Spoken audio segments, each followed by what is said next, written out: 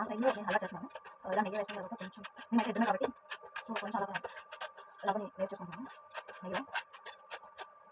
ఇలా కొంచెం colour shade అయిన తర్వాత బౌల్లో అనేది తీసుకుంటాను.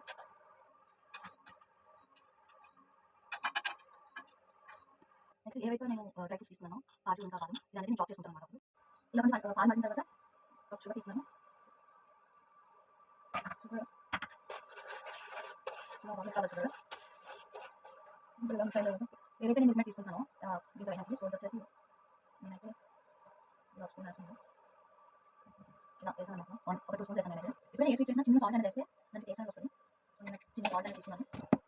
వచ్చేసి నేను ఏదైతే రవ్వ ఫ్రై రోస్ట్ చేసానో అలా వేసుకుంటాను. వేసుకొని బాగా కలపాలి.